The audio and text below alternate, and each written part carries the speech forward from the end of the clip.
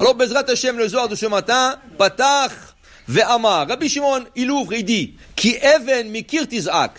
Il y a une pierre la pierre, elle crie du mur, ve'kafis. Et le poteau du bois, me'etz, ya'anena. Et le poteau du bois lui répond. Ça veut dire qu'il dit que le brique dans le mur et le planche de bois dans le mur se parlent. Le even tizak, elle crie, et la planche lui répond. De quoi on parle ici? Il dit ici, Rabbi Shimon Bar Yochai, combien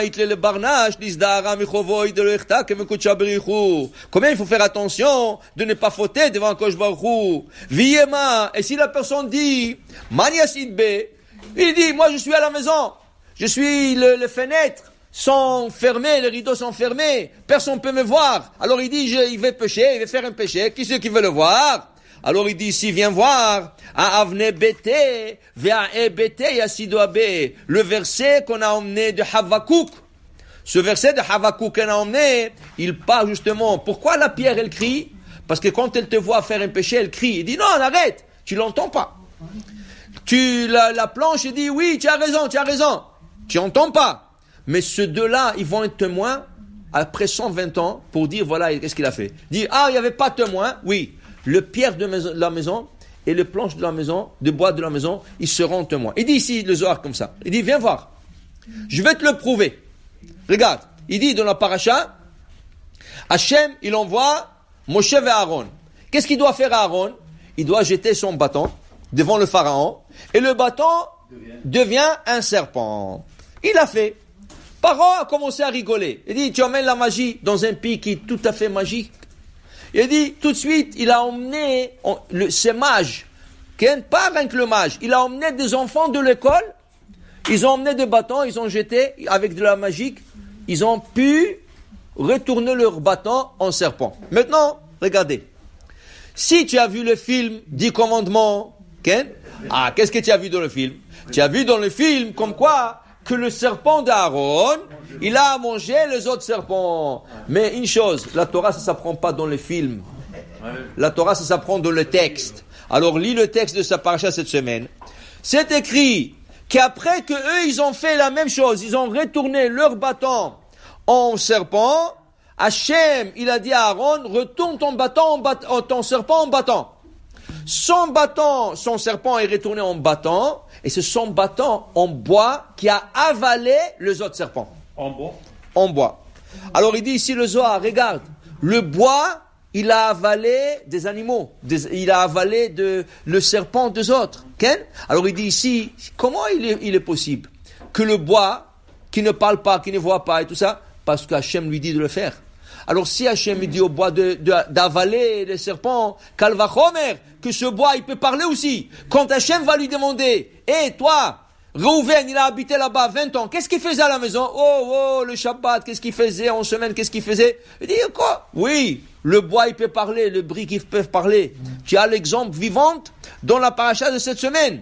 Alors il dit le Zohar, il dit ici, regarde, même A'a Yevesha, un bois sec, ou Bala Linuntaninaya, était capable d'avaler ce serpent. Alors il dit ici, regarde, Amar Rabbi Lazar, viens Rabbi Lazar, fils de Rabbi Shimon Bar Yochai, et il te dit, Tipach Rucheon, Dinun Damrin, Dolozamin, Kutsha Berichou Lachia Metaya. Il dit ici que ceux qui disent que Has Veshalom, Akash Baruch Hu n'est pas capable de revivre le mort, Tipach Rucheon, que leur âme ne réside pas dans leur corps. Pourquoi? Il dit, regarde, si tu regardes le bâton d'Aaron, qu'Akash Baruch Hu lui a donné de la vie, il lui a donné de la vie, c'est sûr qu'Akash Baruch Hu pourra donner de la vie aussi à des os et à de la poussière. Ça veut dire, si on prend l'exemple du prophète Yehezkel était à Babylone, il s'est posé toujours la question, Behemet, comment c'est possible qu'Akash Baruch Hu va revivre tous ceux qui sont décédés depuis Adam? Ça veut dire qu'on est là 5780 ans, 6000 ans, et tu me dis que 6000 ans, des personnes qui vont se réveiller, des millions, comment c'est possible? Il se posait la question. Hachem lui a dit, je vais te donner un exemple. Il lui a envahi dans une place qui avait une vallée. Il lui a dit, tu sais, dans cette vallée, il y a 30 000 juifs qui sont enterrés dans une fosse commune. Okay? Alors, ils sont là-bas, par l'heure, et ils vont se réveiller. Qui était là-bas?